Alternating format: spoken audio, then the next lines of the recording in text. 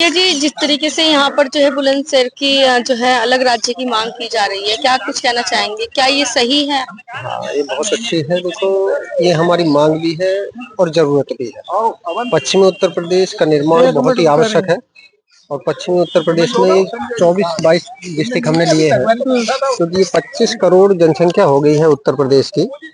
और उत्तर प्रदेश जैसे कि अमेरिका की 35 करोड़ जनसंख्या है, वह 50 स्टेट है।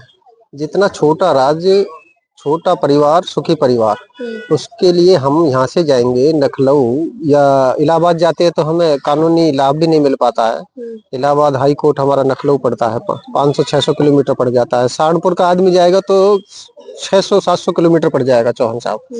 तो उस परिवेश में परिप्रेक्ष्य को देखते हुए पहले उत्तराखंड अलग हुआ, छत्तीसगढ़, झारखंड, ये कई राज्य का अलग अलग निर्माण हुआ है। तो हमारी जनसंख्या इतनी बढ़ गई है अभी उत्तर प्रदेश की, तो हमें बहुत ही निहात जरूरी है उत्तर प्रदेश की मांग, उत्तर प्रदेश का निर्माण हमारे लिए बहुत जरूरी है। ये हमारे कर्नल साहब है, ये भी थोड़ा सा बोलना चाहिए। आ जाओ। कि आप उत्तर प्रदेश को बांट रहे हैं एक तरीके से, अलग राज्य की नहीं मांग बांट करते रहे हैं, हम उत्तम प्रदेश बनाना चाहते हैं, देश को श्रेष्ठ राष्ट्र बनाना चाहते हैं। मैं colonel Sudhir Chaudhary, general secretary Paschim Pradesh Morcha. आपकी जो ये बताने की बात है कि भाई उत्तर प्रदेश को बांट रहे हैं, हम लग नहीं रहा कि ऐसे तो बट जाएगा। सुनिए, आप लोगों को ये गलत फहमी है, बहुत सारे लोगों को। यहाँ मैं पत्रकारों की बात नहीं कर रहा। उत्तर प्रदेश जो है वो भारत का हिस्सा है। उत्तर प्रदेश जो है इसमें से उत्तराखंड बना। उत्तर प्रदेश के पहले ये नॉर्थ ईस्ट प्रोविंस था। ये इसके कम से कम आगरा, इलाहाबाद, लखनऊ, ये अलग अलग प्रोविंस थे। तो ये राज्य जो होते हैं, जब हम जिले बनाते हैं, जब हम तहसील बनाते हैं, तो ये राज्य जो होते हैं प्रशासनिक यूनिट होती हैं। ये भारत का अलग हिस्सा नहीं बनने जा रहा है। ये भारत की जो आर्थिक स्थिति है, भारत की जो हमारे क्षेत्र की जो कमजोरियां, उनको दूर किया जाएगा।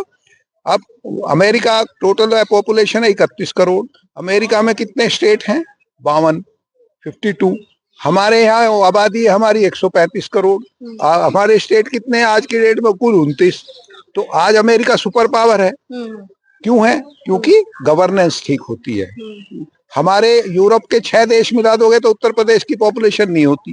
तो इसका ये मतलब थोड़ी कि उत्तर प्रदेश के बंटने से कोई भारत कोई टुकड़े हो गए या कोई कमजोर हो गया। भारत तो प्रशासनिक यूनिटों में बटा हुआ है। नहीं सारे देश 29 के 29 मिला के एक ही करते हैं। तो हमारा ये मांग है कि पश्चिम उत्तर प्रदेश, पूर्वांचल, बुंदेलखंड, अवध, जो उत्तर प्रदेश की विधानसभा में इसको प्रस्ताव पास करके बिल बना के भेजा गया था, उस पर केंद्र सरकार विचार करके अति शीघ्र इस पे 4 स्टेटों का निर्माण करे। हम लोग पश्चिम उत्तर प्रदेश की मांग कर रहे हैं, बुंदेलखंड भी था, पूर्वांचल भी था, अवध भी था। तो ये हम लोगों की मांग है। आपका नाम?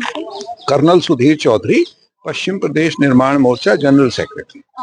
मेरा मनोज तिवारी एडवोकेट, मैं भी इनका सदस्य हूँ पश्चिमी निर्माण मोर्चा का। ये बहुत ही जरूरी है हमारे लिए पश्चिमी निर्माण मोर्चा, जैसे कि कर्नल साहब ने बताया, वो बिल्कुल फैक्ट आधार बताया।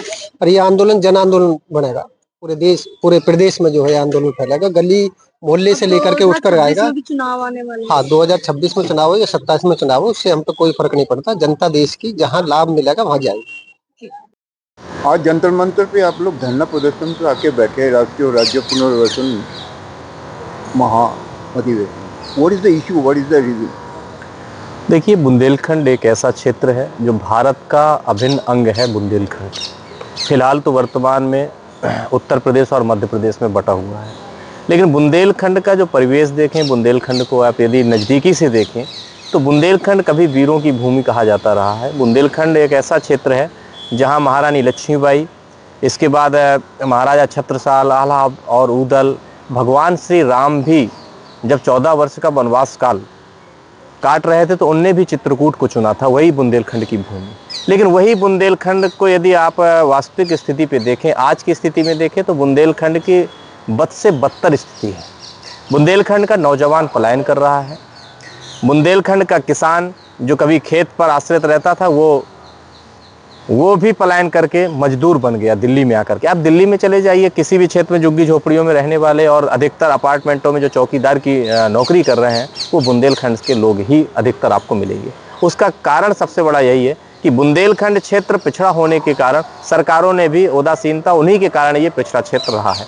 माननीय मोदी जी 2014 का जब पहली बार लोकसभा चुनाव लड़ रहे थे, तब झांसी रैली में आए थे और वहाँ भारती जी आई हुई थी और उन्होंने कहा था कि बुंदेलखंड राज्य का गठन हम 3 साल में करेंगे। लेकिन ना बुंदेलखंड राज्य बना।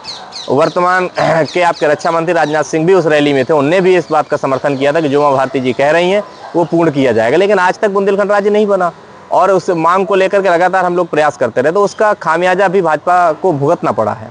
2014 के चुनाव में तो हमने पूरी इनको सीटें दी थी, 4 की 4 सीटें पाए, और इसके बाद 19 के चुनाव में भी 4 की 4 सीटें पाए। लेकिन 2017 के चुनाव में भी हम लोगों ने पूर्ण बहुमत के साथ 19 की 19 बुंदेलखंड की सीटें विधानसभा में हम लोगों ने दी थी। लेकिन जब वो नहीं माने तो फिर हम लोगों ने उनको सबक सिखाने का भी हमने प्रयत्न किया और 2022 के विधानसभा चुनाव में कई सीटों पर उनको हार का सामना देखना पड़ा। और इस बार जब लोकसभा 2024 हुआ तो इसमें भी उनको 3 सीटें, 4 सीटों में से 3 सीटें हारे और 1 सीट पर ही विजय पाए हैं। 2026 में इलेक्शन है यूपी में, अभी तो पंचायत का चुनाव है 2026 में। ये जो इलेक्शन का जो स्ट्रेटजी है, जो लोग आप लोग यहाँ पे आके धरना प्रदर्शन पे जो बोले, क्या बोलना चाहते हैं इस चीज़ों में? क्या डायरेक्टली एक्शन लेंगे कि इनडायरेक्टली एक्शन? देखिए, हम लोग इनडायरेक्टली कभी कोई ना आंदोलन करते ना कोई एक्शन की बात है। यहाँ तो डायरेक्टली है, यदि सरकार गलत कर रही है तो हम खुल करके डट करके विरोध करते हैं। हम पीठ पीछे हम बुराई नहीं करते हैं, हम खुल करके कहते हैं कि भारतीय जनता पार्टी ने जो वादा 2014 में किया था यदि उसको पूर्ण नहीं करते हैं तो निश्चित तौर पर मैं ये वादा करता हूँ कि 2027 का चुनाव होने वाला है विधानसभा का, उसमें इनको हार का सामना करना पड़ेगा। क्योंकि बुंदेलखंड ऐसा क्षेत्र है जहाँ 19 सीटें हैं, 19 सीटों में मुझे लगता है कि 19 की 19 समाप्त हो जाएंगी इनकी। यदि बुंदेलखंड राज्य बनाते हैं और बुंदेलखंड के लोगों के साथ जो वादा किया था, वादा खिलाफी करेंगे तो उसका खामियाजा भुगतना पड़ेगा। आज हम लोग दिल्ली आए हुए हैं, दिल्ली में आंदोलन हम इसी बात का कर रहे हैं कि हमारी जो पीड़ा है उसको समझिए। हमें दिल्ली आकर के खून से खत लिखना पड़ रहा है, शर्म की बात है। प्रधानमंत्री जी यहीं दिल्ली पे बैठे हुए हैं, इनको इतना नहीं लग रहा है कि कम से कम ये बुंदेलखंड के लोग आए हुए हैं, इनकी बात को समझा जाए। और बुंदेलखंड देखिए वीरों की भूमि रही है, बुंदेलखंड कभी झुकना नहीं जानता, बुंदेलखंड हमेशा डट करके लड़ने में विश्वास रखता है। आज दिल्ली की भूमि में हम लोग लड़ेंगे।